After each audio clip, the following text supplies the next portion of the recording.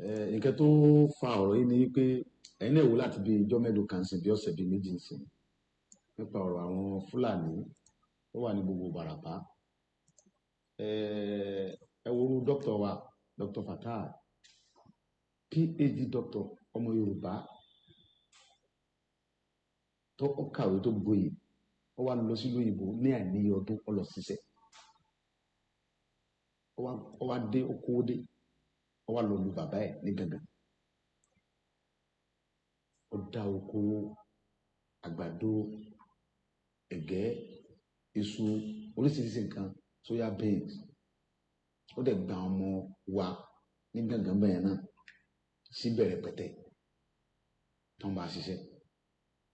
Fúlàní wa jẹ oko ẹ̀, ó wá gbéra láti lọ bá àwọn Fúlàní sọ̀rọ̀, láti lọ bá Sẹ́ríkì Fúlàní pé ẹ wá wo ohun tí àwọn ọmọ yín ṣe lórí oko mi, kò yẹ kó rí báyìí lórí ilẹ̀ bàbá mi.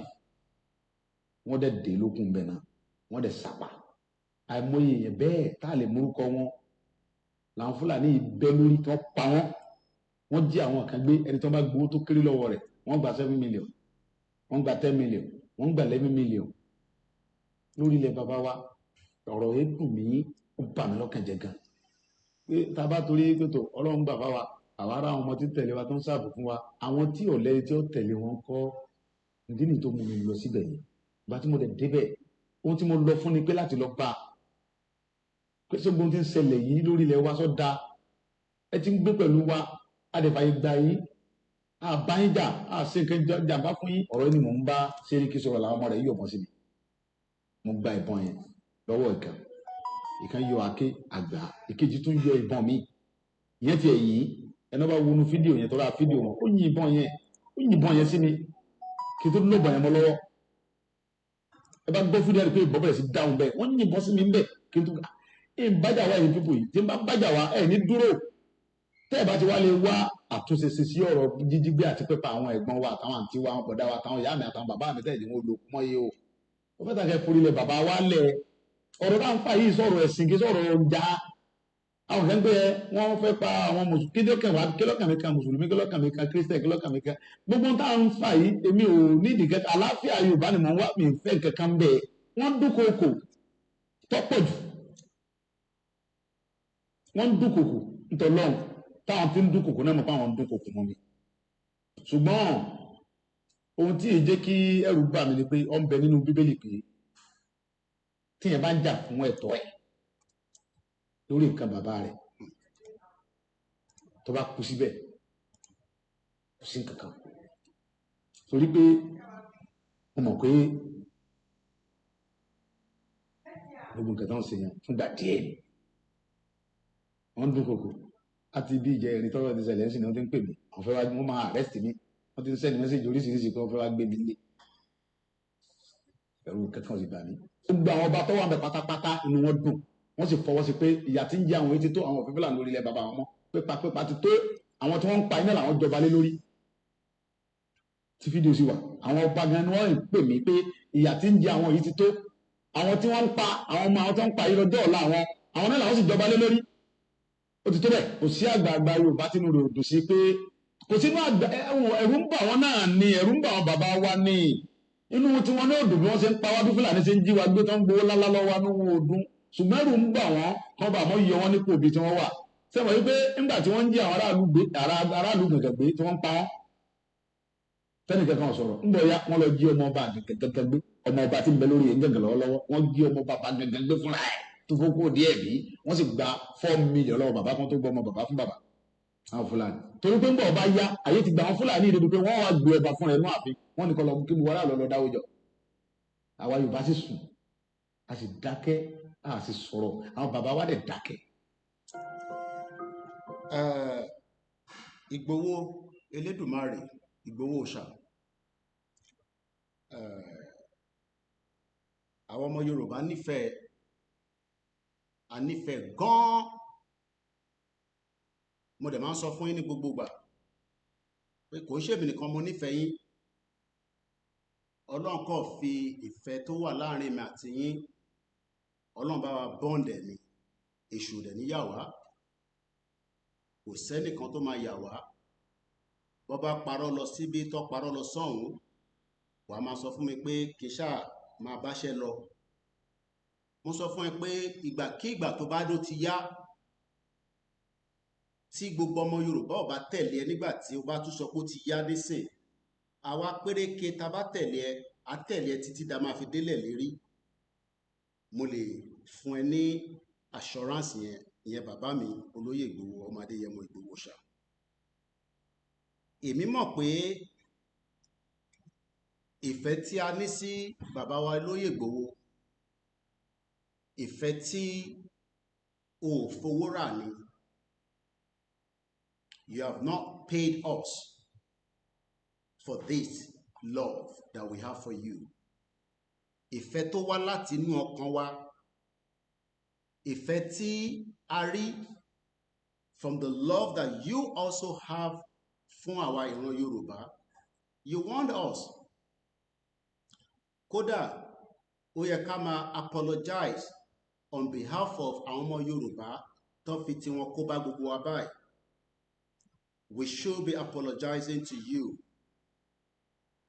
Fáwọn ọmọ Yorùbá tí wọ́n disagree nígbà tó pè wá tó sọ fún wa ní 4 years ago, Ìgbòho ó yẹ ká máa apologize fún lójoojúmọ́ on behalf of àwọn ọmọ Yorùbá tí kò ní understanding pé in tó ń sọ ó ń ṣe adàlúrù. Wọ́n pè é lóríṣiríṣi orúkọ. Èmi mọ̀ pé o ní ká máa yáfì wọn. Kódà o máa ń sọ nígbà míì pé ká má bú wọn ká fi wọ́n sílẹ̀, ó yé wọn. O ní ká má bú àwọn ọba rárá, pé ká fi àwọn ọba sílẹ̀. Wọ́n tún wá fẹ́ pa ẹ́ sínú ilé lórí òdodo tó ń sọ. Wọ́n mú òkú méjì lọ. Wọ́n pa Àdògán, wọ́n pa Alhaji Fatai. Ẹ jẹ́ kí n fi lè clear fáwọn tí wọ́n ń lo orúkọ lóyè tẹ́fẹ́ fi jẹ̀wé, and I am not making this up. Ìgbòho kò ní kẹ́ lọ fi orúkọ òun gba ẹni ẹ̀ ń ṣe asylum ni àbí ẹ̀ ń claim kankan, because èèyàn kan sọ pé torí mo ní àwọn kan lórúkọ Ìgbòho nígbà tí gbogbo ìṣẹ̀lẹ̀ ṣẹlẹ̀, ẹ má bínú pé mo yàbàrà sí bíbá ẹ̀, pé torí ẹ̀ ń kọ́ táwọn bá ti nídìí ìrànlọ́wọ́ dandan ni pé kí Ìgbòho kó submit rẹ̀ fún ìrànlọ́wọ́ lé wọn lórí. No, it doesn't work like that. Èmi na gbẹnusọ fún olóyè Ìgbòho kò authorize mi pé kí n kọ̀wé fún anybody tó bá ń lórúkọ Ìgbòho níta fún whatever reason. Eléyìí kó jẹ́ in tí mo fẹ́ jẹ́ kí gbogbo ọmọ Yorùbá tó ń bẹ níta, àwọn tó yé ọ̀rọ̀ tí mò ń sọ ti yé wọn. Ìgbòho will not give anybody tí ó máa sọ pé torí òun lo orúkọ Ìgbòho fi jẹ anything níta, kẹwàá expect pé ó ti di dandan pé torí gbogbo àjọ gbé Yorùbá nation dání. 15 years ni mo fi jà fúnwé mi. Lóòótọ́ kò ń ṣe opportunity eléyìí làwa lò. Ẹ má bínú pé mo yàbàrà sí bíbá slightly. Ìṣẹ̀lẹ̀ tó ṣẹlẹ̀ sí Ìgbòho, it is well known around the world, and Ìgbòho lè compromise in tó ṣẹlẹ̀ sóhun torí anybody. Ìlú tá wà ayé tá wà nísìn gbogbo nǹkan ló ní footprint. Yes, àti láwọn tí wọ́n ti fi orúkọ Ìgbòho pé nǹkan ṣàwọn nǹkan kan, but fún wọn ní any document láti fi back ẹ̀. Àwọn ọlọ́mọ tó lọ sọ níta wọ́n kàn fi ń tó àwa létí ni. This is a message fún gbogbo ọmọ Yorùbá, torí pé wọ́n lórí program mìíràn làwọn ti gbọ́ pé wọ́n náwọn kan forúkọ Ìgbòho jà asylum níta. Yes, orúkọ Ìgbòho ti di orúkọ tí ó ní heavyweight, àti láwọn tó ti fi ṣe oríṣiríṣi nǹkan, but we must continue to protect his image and his name. Ìgbòho dẹ̀ ń ṣe adàlúrú. Àìtí bẹ̀rẹ̀ program, this is just the preambles. Ìgbòho kì í ṣe ọ̀daràn, kò kì í ṣe olè. Gbogbo record tí àwọn European Union ó wà lọ́wọ́ mi tọ́lọ wá ìdí olóyè Ìgbòho, wọ́n ní kò ṣe criminal record rí, pé àwọn ọ̀ríbì kankan tí wọ́n lè fi tọ́ka pé olè ni àbí ẹni tó ń dàlúrú. àmọ́ àwa la máa wá jẹ́ kí gbogbo ayé mọ̀ pé lóòótọ́ Ìgbòho kì í ṣe ọ̀dàlúrú nígbà tí a bá máa jáde. Olóyè kan ló máa líìdì pé à ń jáde, àwọn ọmọ Yorùbá la máa jáde nígbà tí àṣẹ bá ti wá látòkè. A máa débẹ̀. Kò tí ì sẹ́ni tó mọjọ́ náà. Àwọn tó ń béèrè pé ó yẹ ká ti jáde, bẹ́ẹ̀ ló yẹ ká ti jáde. Àmọ́ ǹjẹ́ ìwọ ti ń dira? Ǹjẹ́ ò ń dira dáadáa? Àbí o kàn ń rò pé a kàn máa jáde? Security ó yàtọ̀ sáfé gba country. Security ilẹ̀ Yorùbá kò ń ṣe pé a fẹ́ gba country, is a complete two different pictures. Ẹ jẹ́ kí n ṣì dá dúró bẹ́ẹ̀ náà, mò ń bọ̀ padà. Mo kí gbogbo èèyàn wa, èdè ní Sunday 13th of April 2025. I was privileged to be with Professor Akintoye yesterday. Discussion is not for social media. They are all private conversation. But bàbá ní kí n máa kí gbogbo ọmọ Yorùbá. Wọ́n ní kí n kí gbogbo ọmọ Yorùbá káàkiri ibikíbi tó kálukú bá wà.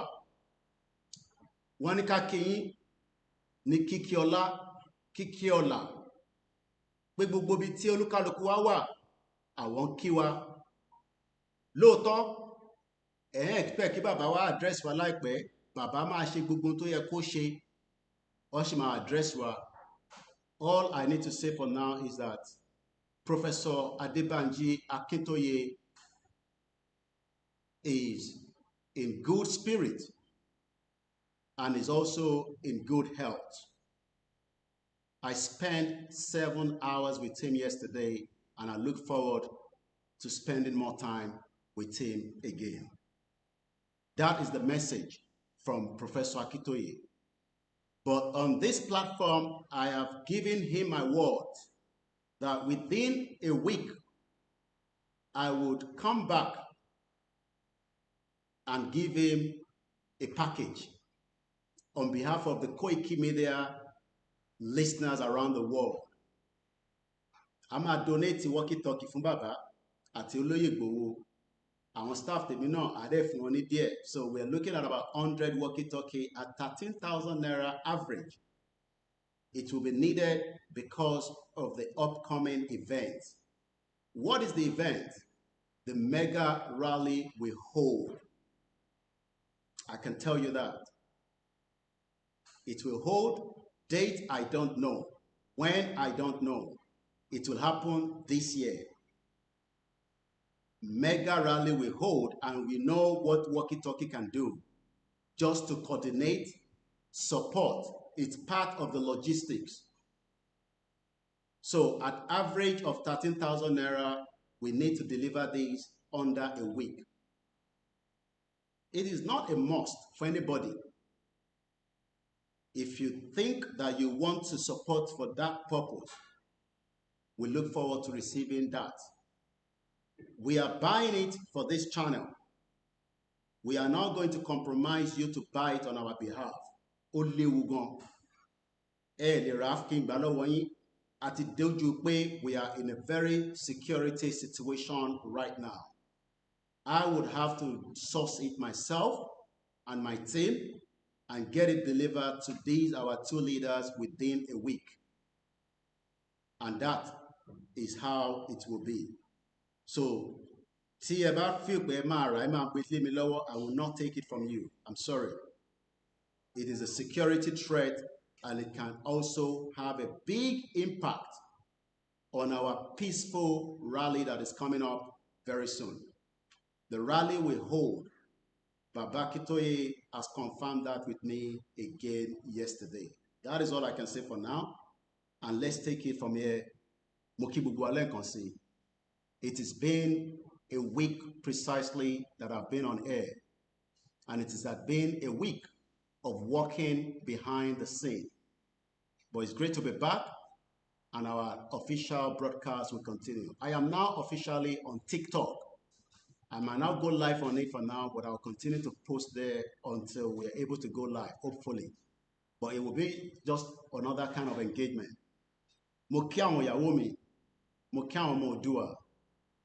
And I also say thank you to my mom for the strong support. Mo dúpẹ́ lọ́wọ́ àwọn tí mo pè ní last minute. I said I would not call my mom for my ticket, but I still had to call her to bail me out. Not too good at all for somebody of my personnel. Ọlọ́run jẹ́ kí Fúlàní jẹ́ mi gbé àbí tí Fúlàní bá jẹ́ mi gbé nísìnyí máa dáwó fún Fúlàní. I'm sure you will. Àbí tìbọ́tẹ̀ ti sọ pé mo lè dá lọ sékòó pé ti bá dá lọ sékòó pé nǹkan báyìí ló máa ṣẹlẹ̀.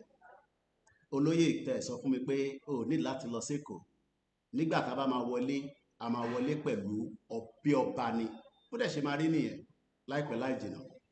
But I expected more people to have support us to return back. Àwọn kan fẹ́ yẹ ká padà wá bá dúpẹ́. I am currently in Africa and that's all you need to know. Má pè mí pé fẹ́ wá rí mi. I don't want to see anybody. À pàdé nínú rally when the time comes. Mo kí gbogbo ẹ̀yin diaspora tẹ dúró dáadáa. Mo kí ẹ̀yin màmá tí mo pè ní lastminute.com and you came to my rescue. I am fully back now. Mo kí sister mi. Mo kí ẹ̀yin ẹ̀gbọ́n mi dáadáa. I know some of you believe in what we do, but some of you are still skeptical. Pé Yorùbá máa dá dúró. Take that out of your mind. Mo kí gbogbo ọmọ Yorùbá lẹ́ẹ̀kan sí. Bẹ̀tú káàbọ̀ sórí ìkànnì wa tá à ń pè ní Koikimedia, bringing the world closer to your doorstep. I will sacrifice everything to make sure that Yoruba nation is liberated. Mo gbọ́n tí wòlíì kan sọ, ẹni Ọlọ́run ní Nàìjíríà ò ní pín, àbí nǹkan tẹ́ sọ kọ́ nìyẹn. Ẹni kò tí tó àsìkò, àwa tẹ̀ fẹ́ yí ohun Ọlọ́run yẹn padà. Tọ́lọ́run bá ní Nàìjíríà ò ní pín, we will do everything to make sure that Nigeria pín, and that's exactly what we are doing right now. Mo ń try láti wá anthem ní ẹ má bínú, and then we can fire on quickly.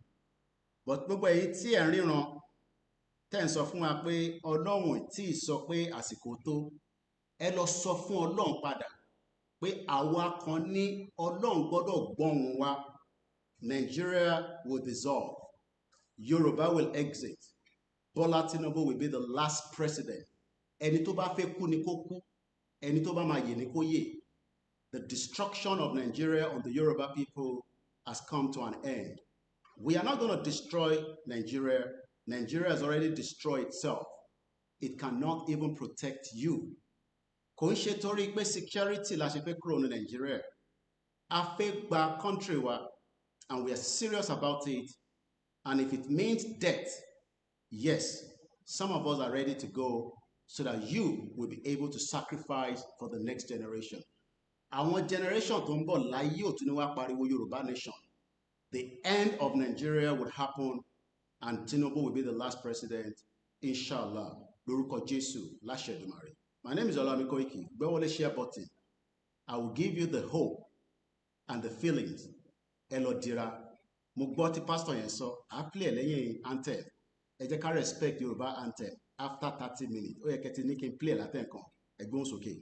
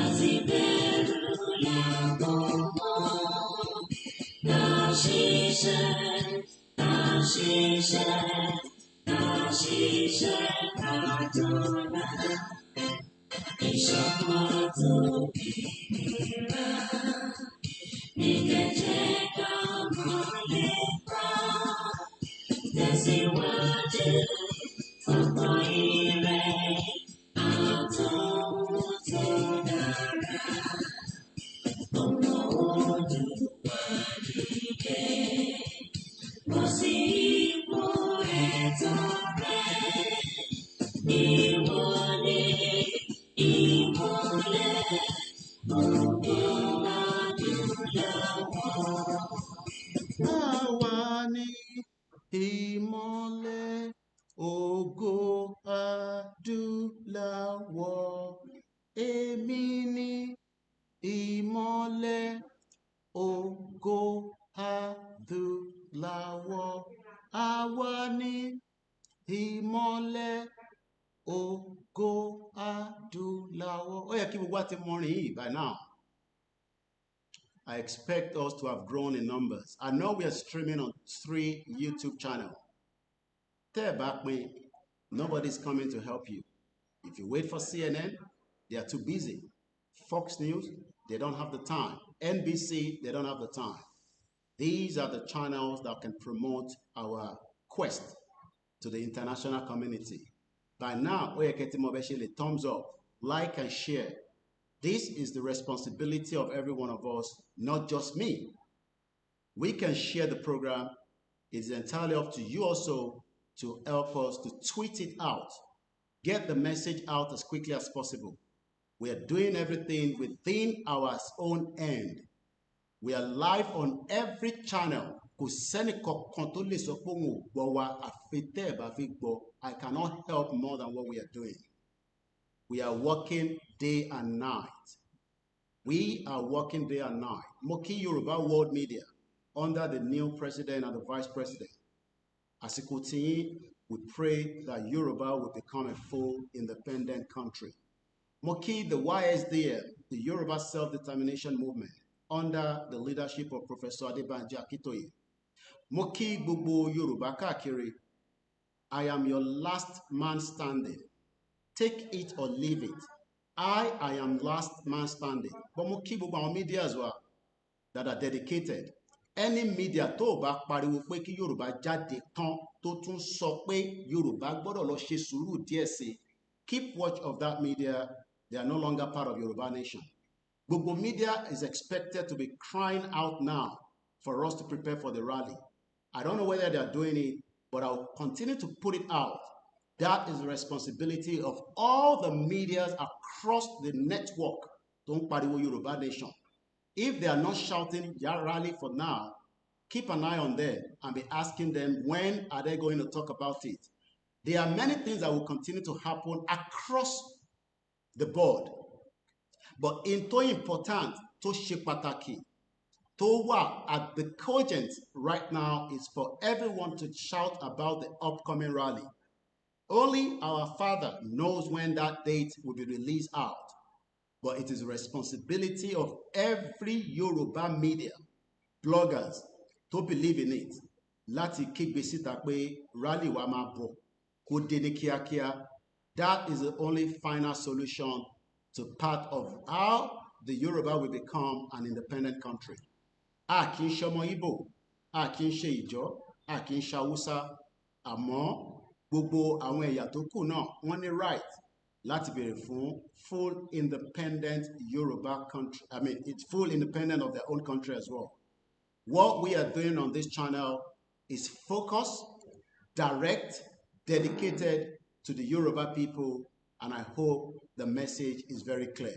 Let's listen to this and we move on from there again.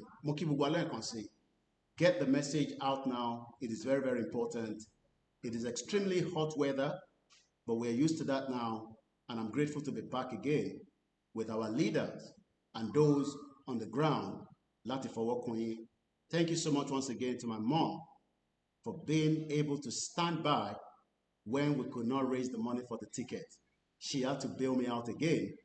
Mo kí àwọn ìyàwó mi for the sacrifice that you have put in through for me. Adélẹ̀ lérí together. Kò sẹ́ni tó máa yọ́bọ́. I will not die while we are in this movement. You would all have to enjoy it for the sacrifice and the pain that I'm putting you through. I know there are many things that we should be doing. Go on holiday like other family, have this time together.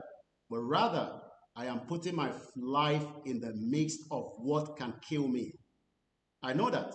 I know I can be killed for what I'm doing. But ikú kan tí pa mí.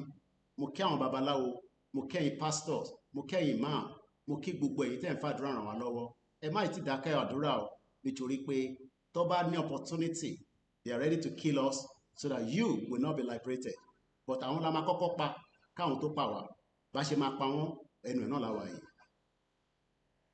jẹ́ ọmọ Yorùbá. If you're Yoruba indigene, Mo fẹ́ bá yín sọ̀rọ̀. I want to talk to you all. Mo dẹ̀ fẹ́ kẹ́ gbọ́ ọ̀rọ̀ tí n bá yín sọ̀rọ̀. And I want you to listen and accept what I'm about to say. Wọ́n náà ti pa abúlé yín, wọ́n ti gbà tán. I said they are already usurping you from your villages all over Yoruba State. Ní Ogun State. In Ogun State. Ọ̀ṣun State. Osun State. Ondo State. Ondo State. Anambra State. Even Anambra State. Gbogbo àwọn ilẹ̀ Igbo wọ̀nyẹn. Even the Igbo lands as well. Àwọn wọ̀nyí ti wọ̀. People are already entering those places. Wọ́n dẹ̀ ti gba gbogbo ẹ̀. And they're already overtaking you people in your various states. Èyí tá à ń sọ yìí sí. What we are saying right now, kì í ṣe ọ̀rọ̀ ẹ̀sìn o. this is not about religion. Christian. Whether you're a Christian Muslim, or you're a Muslim, àwa tájọ́ ọmọ Yorùbá. and we are Yoruba traditional worshippers. Àsìkò tá a gbọ́dọ̀ kó ẹ̀sìn wa papọ̀ nìyí. This is time we must band together láti jà fún àwọn ilẹ̀ bàbá wa. to fight for our father's land so that they don't overtake us in it. Ẹ má jẹ́ kán fi ẹ̀sìn gba ilẹ̀ wa o. Don't let them use religion take over our land. Gbogbo abúlé tó ń gbà lóńdó state yẹn. All those villages they've taken over in Ondo State, Wọ́n pa Muslim, wọ́n pa Christian. when they wanted to kill, they killed Christian and Muslim alike. Ilẹ̀ náà jà fún kì í ṣe ẹ̀sìn. They are fighting for the land. They are not fighting for religion. Ẹ̀sìn náà kàn gbá wọlé o. They are just coming through the lens of So religion. mo sọ fún yẹn ọmọ Yorùbá. But I'm telling you all Yoruba Ẹ people, múra o. please be prepared. Gbogbo ọmọ Nàìjíríà. Nigerians at Ẹ large, múra dáadáa. please be well prepared Wọ́n má bàa gba ilẹ̀ yìí o. so that they don't take you away from your father's Wọ́n wá land. pé gbogbo àwọn lọ́balọ́ba. And calling onto the royalties in Yoruba Ọọ̀ni land. of Ifẹ̀. Your new of Ife, the Imperial Majesty. Kábíyèsí kádé pẹ́ lórí rẹ̀. Kabiyesi, we greet you, sir. Ẹ dá sí o. Please talk about this. Aláàfin tuntun tó ṣẹ̀ jẹ ẹ dá sí The o. new Alaafin, please talk Ẹ̀yin about ọba it. Ondo All ẹ dá sí o. the kings in Ondo State, Ẹ̀yin ọba Ọ̀ṣun Ọ̀yọ́ Lagos State ẹ dá the sí o. kings in Lagos, Oyo, Osun, please talk about this. Tókùn yẹn bá wọlé tán. Because when the war overwhelms us, Apá ò ní ká o. we will not be able to do anything about it. Èmi mo rẹ́ẹ̀dì ogun. Personally, I'm ready for war. Mo sọ fún ìjọ kìnnà náà mo ní kẹ́ dira. I told you the last time that you fortify Àwọn yourself. kan sọ pé báwo ni pásọ̀ máa lọ pé Some yóò people dira. will say, why will a pastor utter that kind of statement? Ẹ lọ dira o. Please go and fortify Tó yourself. bá yá màá gbé Báìbù mi sílẹ̀. Because when war comes, I will drop my Bible. Màá jà fún ìlú bàbá mi. I will go and fight for my father's Tó land. pé ìgbà wo ni Kírísítẹ̀nì dé Nàìjíríà? When did Christianity come into Nigeria? 1842 It came in 1842. ló ṣẹ̀ dé Nàìjíríà. That was when it came in. Ẹni àkọ́kọ́ tó máa kó Báìbù jọ. And the first person to compile the Bible, Williams lórúkọ ẹ̀. his name is Williams. Wọ́n pa ní on the 6th They killed him on the 6th, 1536. 1536. Wọ́n dáná sun. They burnt him. He was Ẹ̀dùn pé lynched. Báìbù tá à ń kà yìí. The person that compiled the Bible for So us. ẹ má jẹ́ àfi ẹ̀sìn bọ inú afẹ́jà fúnlẹ̀ bàbá So wa. don't let us put religion into our culture or for fight for our father's Màá land. dira I will fortify them aṣíwájú ogun. and I'll be a leader. Wọ́n tó lè dira fún ènìyàn. And if you can fortify people, Máa bọ̀. fortify A them. máa dira a máa jagun náà. We will fight that war. Màá gbé Báìbù sílẹ̀. I will drop my Bible Nítorí ilẹ̀ bàbá mi. because of my father's land. Jẹ́ Bíbélì sọ. Because the Bible says it. Hebrews 6 verse 1. Hebrews 6 verse Ó ní ká 1. fi ẹ̀kọ́ Kristi tì It says, náà. set aside the teachings of Ká ṣe Christ pípé. and let us do what is Ẹja complete. kọ́kọ́ fi ti Kristi tì náà. We will now put it Ká aside. lọ jà fúnlẹ̀ bàbá wa. Let's fight for our father's Ká land. máa sọ pé kí Jésù ràn wá lọ́wọ́. And we tell Jesus to help us. Ó ràn wá lọ́wọ́. To help us in the war for our father's land. Mú tá a máa ṣe nìyẹn o. That's what we are going to do. Nígbà tó mú Jésù Kristi.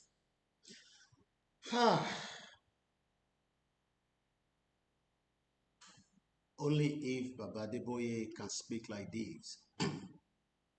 Only if Kumoye can speak like this. Only if Iyadura can speak like this, Pastor Jerry can speak like this. Only if all the Yoruba pastors, Prophet Ojo Taiwo, can speak like this.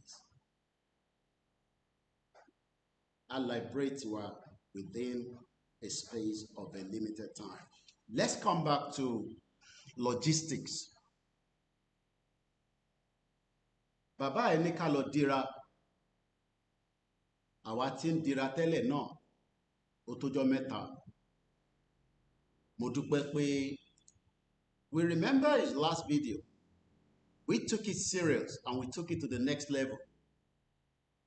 We told everybody, a sọ fáwọn èèyàn wa pé kó lọ máa múra sílẹ̀, kó lọ dira dáadáa.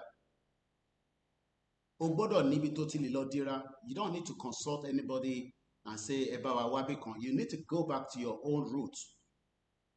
Gbogbo ala ní ibi tí a ti jáde, a ní ìdílé tí gbogbo wa ti jáde. We must go back and ask questions or sort something out for ourselves.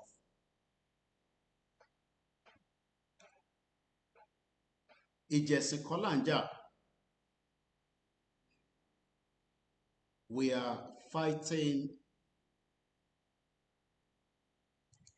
so that kí ayé wa kó lè ṣe exist after tí gbogbo wa bá ti dàgbà, tá bá ti dògbò, tá bá ti lọ.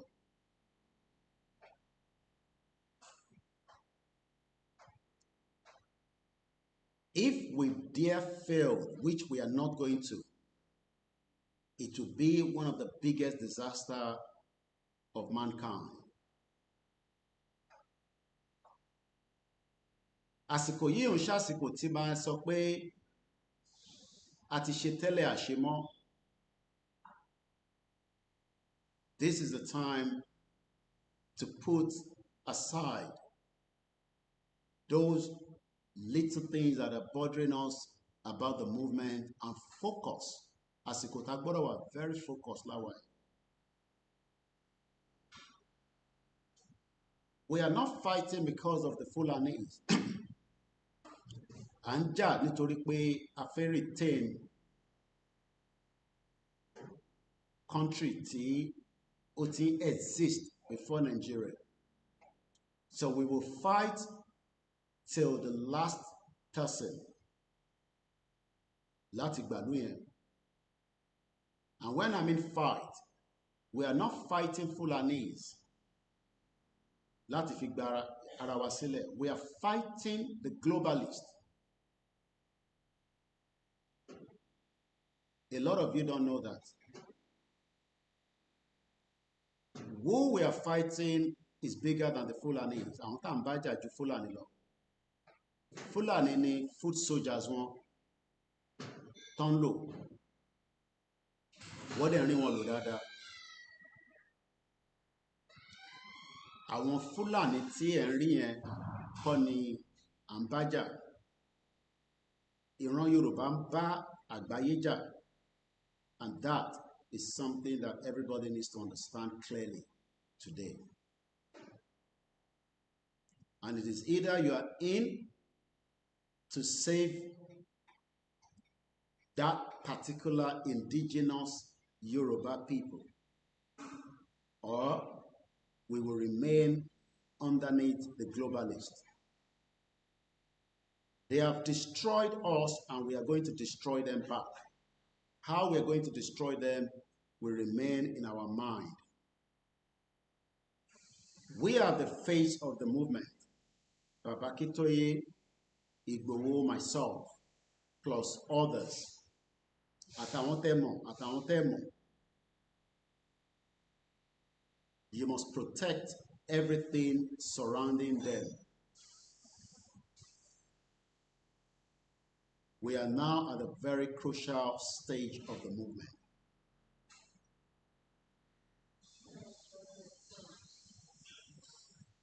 I am trying to be very cautious pẹ̀lú àwọn ọ̀rọ̀ tí mo fẹ́ máa sọ. And I'm sure you know what I'm talking about.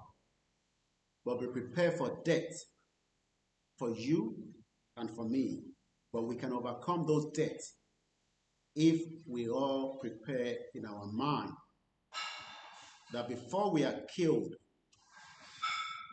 we must also prepare to kill them back.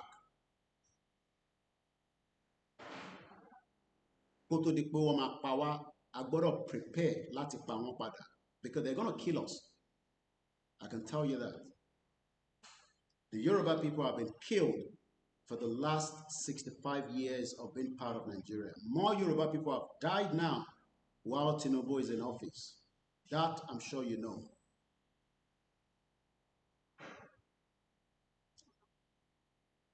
More Yoruba people have died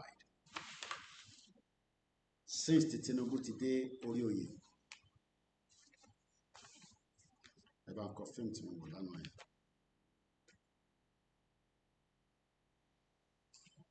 More Yoruba people have died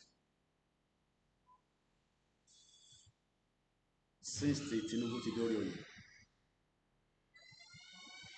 Do not think that you are perfect. Àwọn tí wọ́n lò tó fi pa wá yẹn, poverty was part of it as well. There is no reason ten tó wà labroad lè jẹ 3 square mil ẹni tó wà nílẹ̀ Yorùbá tó ní better soil láti gbìn kan kò ló ń jẹjẹ lẹ́ẹ̀mẹ́ta. Ẹni tó wà labroad tó lo passport tó dáa tó fi ń travel káàkiri gbogbo àgbáyé kò sẹ́ni reason láyé yìí tí ọmọ Yorùbá náà lè ní passport tiẹ̀ tó lè fi compete pẹ̀lú any country around the world. Currency tí wọ́n ń lò labroad tí wọ́n fi ń dominate wa ní on our own land kò sí any reason táwa náà lè build currency tiwa with a strong economy. Mo kúrò lọ́kàn ẹ̀ nísìn nínú broadcast pé Fúlàní kọ́ là ń bá jà. A lot of you are mixing it up. Ẹ fi pé tá bá ti jáde àfi lọ máa attack Fúlàní náà. That is not what we are doing. Ọ̀pọ̀lọpọ̀ yín tí ẹ ti ní understanding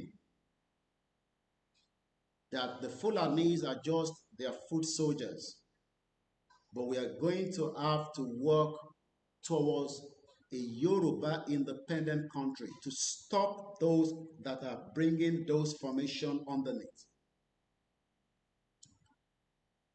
Ìran Yoruba ti wà infiltrated for a very long time, but we did not know.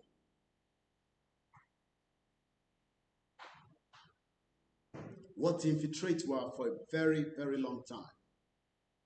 MK Abiola was one of them.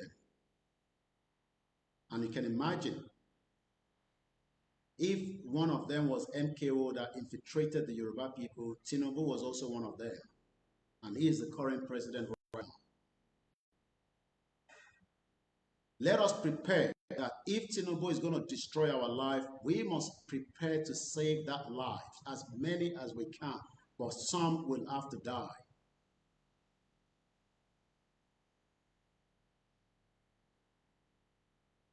We must now save the remaining leftovers, which is still over 60 million, at least right now, nílẹ̀ Yorùbá lẹ́nu.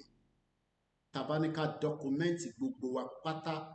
I am capping it to 60 million people must now be protected moving forward. How do we do that?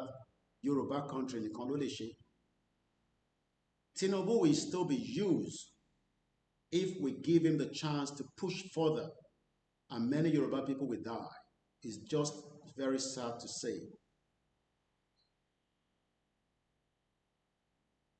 Now you can see the clearer picture that we are not fighting Fulani. So how do we fight Tinubu?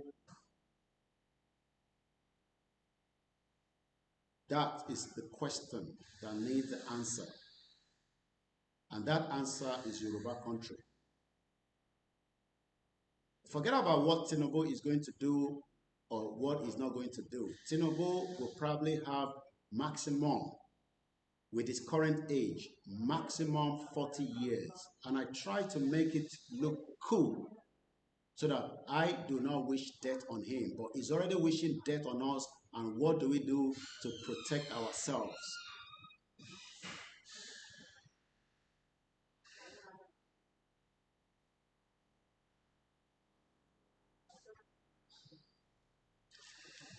I want you to have Netflix Prime to go and watch a movie called The Wheel of Time. That is the movie, if you can, if you have Prime. Eba.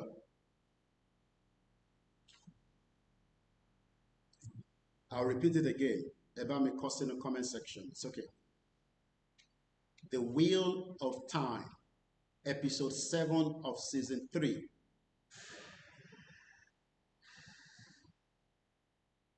Death is gonna definitely happen. It is too late to avoid the death. But what do we do to save the millions of Yoruba people is what we need to do now. The death is already there. Do not be deceived. Fẹ̀yìntì ní Prime and you don't know what this film is all about. is just similar to exactly what we are fighting for today.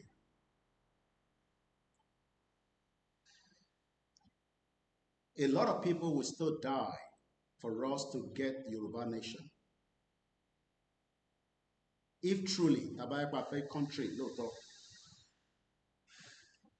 who we don't know among us is a very serious discussion. I have had this conversation with my own wives. This particularly fún ẹ̀yin tẹ́ wà ní homeland. You must prepare your family for this fight to save the Yoruba people from being taken out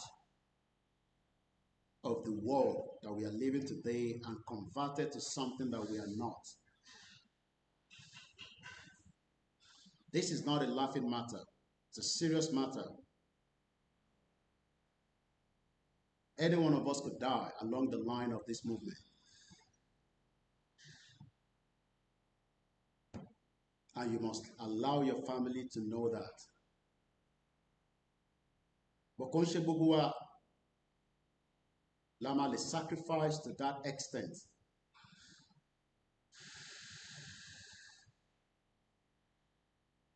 But that is a fact. The wheel of time, yes, actually going to yami great, so they should talk. It is too late to avoid death. Death is already hovering across Yoruba land and many parts of Nigeria today. We are not going out to fight Fulani. We are going out to save our lives from the globalist that wants to direct and dictate.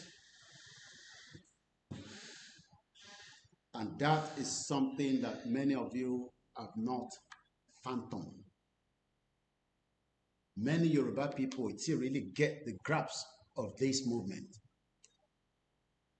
Some have just thought that watching a YouTube or videos about people talking about Yoruba nation, what we are fighting for is death that is already hovering across us, and we want to save as many others that we can. And the only way we can do that is to prepare. Eba mi fin kan mú kíní ẹ̀ dání tó ń squeeze, please.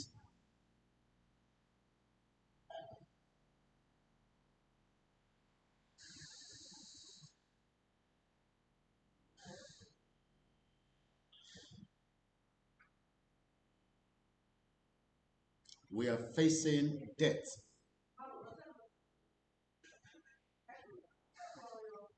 Ikú ti wà lórí gbogbo wa, but we can avoid it before it is too late. Tinubu will push us to more death.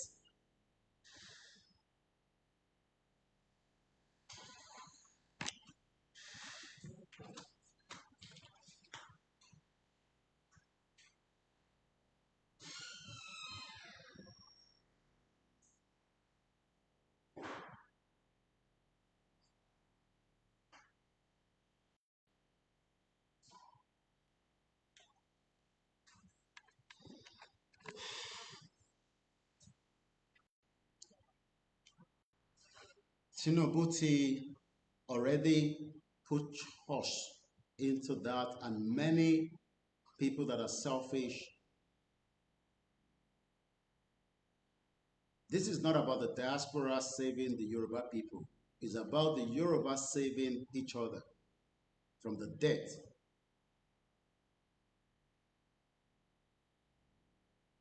Many of us would die more if Tabakba country were.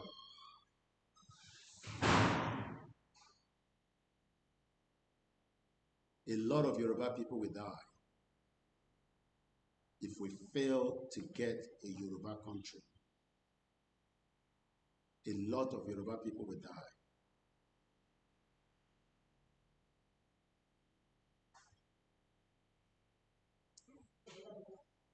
Tinubu will not save us from this current situation.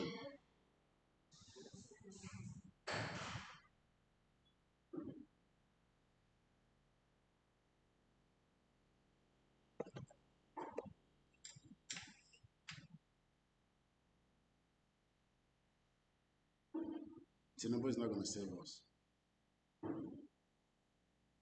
And I hope you understand what we are really into.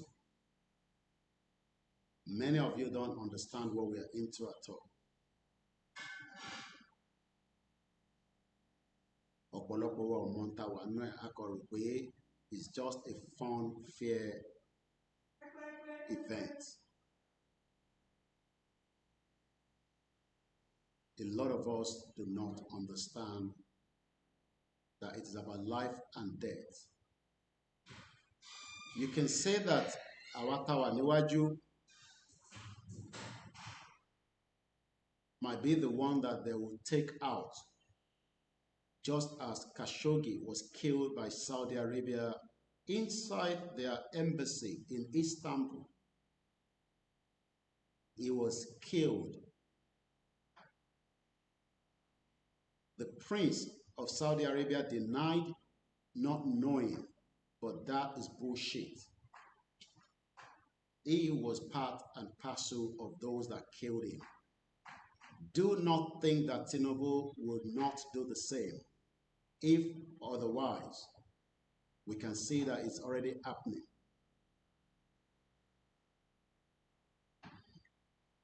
Gbogbo àwọn tí wọ́n look away. Tẹ́ ẹ̀ sọ pé Fúlàní ni ó kàn disturb wa. It is beyond Fulanis. Kò ń ṣe Fúlàní. The current man that wants Yoruba people to die right now is Tinubu. He's the one in charge of the affairs of Nigeria, and he is the one that wants Yoruba people to die. For every day that Tinubu is pushing one Nigeria against us, that is death for Yoruba people. Ikú nìyẹn fún gbogbo wa. So you can see that it's not about me, that I am the target. Every single one of us are the target. You are the target, I am the target. Kò dẹ̀ sí target tó kékeré. And that is something that gbogbo wa ní láti understand, that we are all a target right now. Who are those targeting us? The globalists. They will do everything to push Tinubu to take us out from having an independent Yoruba country. And we must prepare for the worst case scenarios.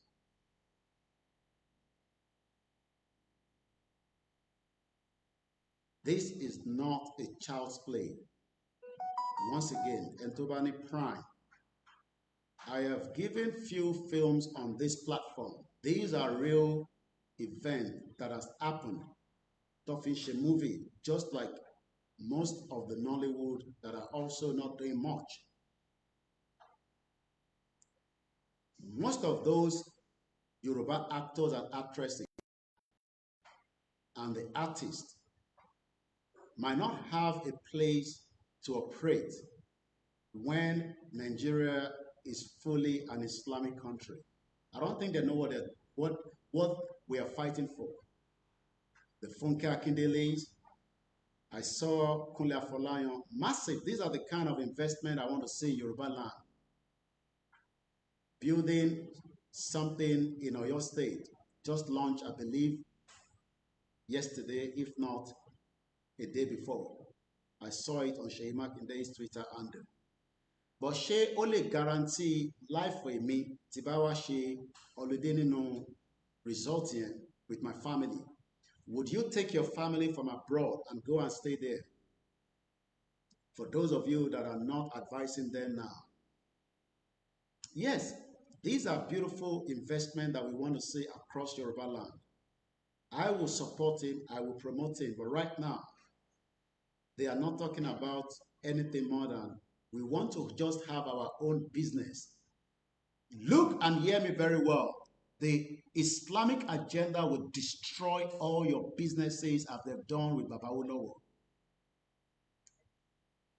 Businesses in Nigeria, they will destroy it. Go and ask Baba Kitoye what happened to all the businesses and the plan that Baba Olowo have from Yoruba.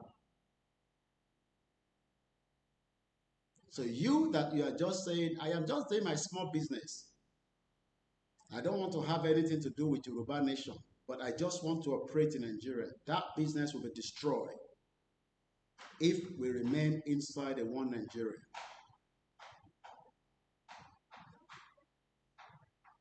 And it does not matter what businesses you are doing. It will affect you just as it will affect others.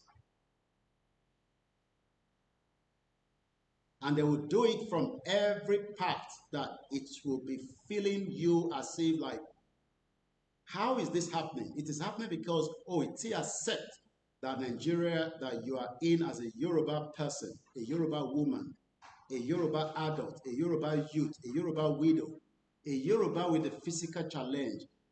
Most of you that are against the Yoruba nation movement, Nigeria would destroy everything that you have. It has been done for us before. Go back and look at history. They will destroy our economy. You will not be able to compete with them, especially on Tonshi drug. They will use big amount of drug money to destroy everything that you are selling. You will not make profit. You will not be able to compete with them in hotel. And I'm not talking about the Igbos, because you might think that when I talk about the drugs, about Igbos. No, I am talking about the globalists that will eventually take charge. They will control the Igbos, and they will also control others that are in that sector. Go and ask who control the shipping line in the world. This is one of the biggest cartel. And yet, these are the people controlling your port. Britain controls the Nigerian Apapa port. And Britain wants you to come under a COS to the UK as a carer. We will either not accept that, but how is when we have Yoruba nation.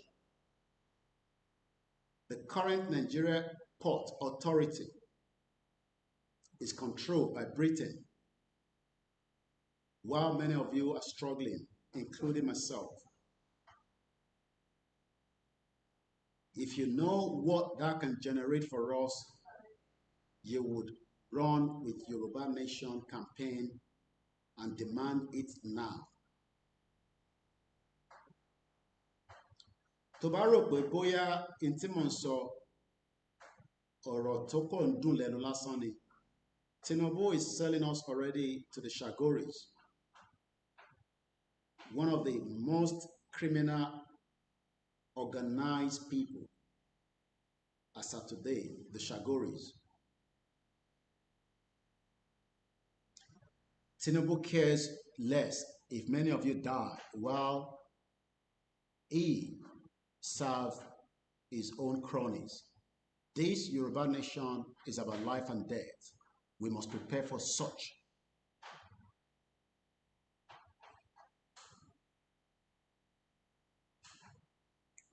Like I said, there are many institutions that have been forced on us that would not want to go.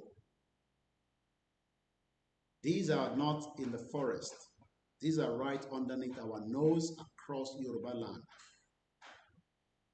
Dangote will fight back as much as he can to save Nigeria against you, a Yoruba man that owns Yoruba land.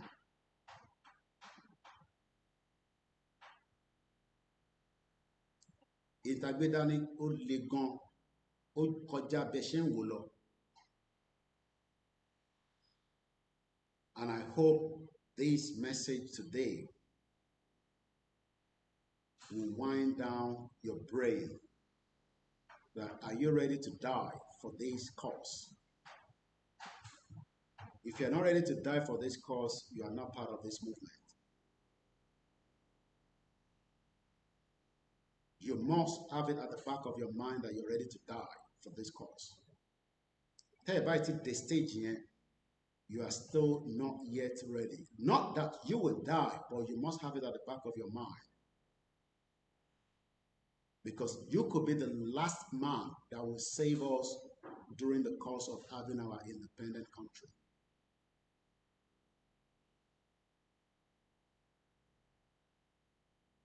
It's not about Igbowo or Babakitoye. It's about every one of us to have it at the back of our mind. I, OLAYOMI KOIKI, would rather die for a Yoruba nation to happen than to remain in Nigeria and die because of something that we could have avoided. If you cannot get to that level, you are still not yet ready for the movement. And that means we would have to sacrifice everything that we have.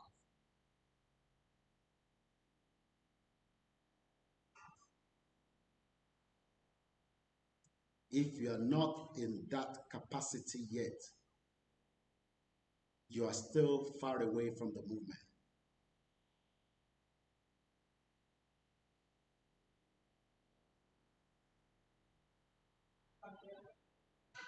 We are in a very serious situation, and death is just hovering around the Yoruba people. People think that Fulani will be the only one to come and attack you, but we are being under attack on a daily basis. The banking sector Yoruba have been destroyed. That means we do not have economic power in Nigeria today anymore, as it used to be. I'm sure Feyintewa, the banking sector, knows what I'm talking about. And just for a bit of sanity, I will leave names out of the broadcast, but you know those that have taken over Yoruba banking. Not that we're scared of them. You know who have taken over the Yoruba trade. You know those that are working day and night to make sure a Dewa cannot be used across Yoruba land. We are being infiltrated on a daily basis by many of those that you don't know, and they are not in the forest. Ọ̀pọ̀lọpọ̀ ọmọ Yorùbá ń rò pé Fúlàní tó wà nígbó nìkan ni àǹbájà. You are fighting Igbos, Hausas, Ijaws. You are fighting English people, Scottish, Italian, Spanish, Russian, Americans, Germans, France. You're fighting many African countries because one more way tí Yorùbá bá ti dá dúró tán, it will be part of the beacon of the world. That means that you must be prepared to die for this cause. If you cannot die for it, then you are just not ready, but you will still be part of the Yoruba country for those that died or those that live to tell the story. Most of the story that we are hearing today, some have to die for it, for their generation to survive. Once again, Tebani Prime, Etawani Diaspora, or Etawani Africa, go and watch. I only watched it yesterday. The Wheel of Time, episode 7 of season 3. One of those that had to sacrifice himself in this particular movie is an indigenous movie. Toba sacrificed her as at the time he did during the course of the fight. And everybody was told to fight and prepare all kind of weapons to fight against the enemies. The little weapon that they have, everybody, including the youngest in that village, was told to harm and prepare for fight. The lost people, but they won the fight. But one man had to sacrifice just as many that died as well. Who is going to sacrifice for Yoruba nation to become an independent country? Ṣé Igboho la fẹ́ yẹ kó sacrifice nìkan? Can Igboho be in every part of Yoruba land? Yes. Their Christians' agenda also to make sure that we do not have a Yoruba country, just as there is Islamic agenda. I am not going to tell you it is not true. There is a Christian agenda making Yoruba nation kó má wá sí ìmúṣẹ, just as there is also the Islam. The tradition has already been infiltrated as much as possible. What infiltrates ìṣẹ̀ṣe wa gan? We will need to rewrite everything back. Our history has been destroyed. It is an agenda by the West. I have told you, if needs be, let UK keep everything that they've given me. I would rather take a Yoruba country and return back everything the UK gave me. That is how far I am ready to go.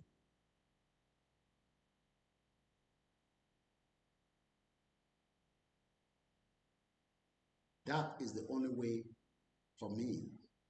You would have to decide yours.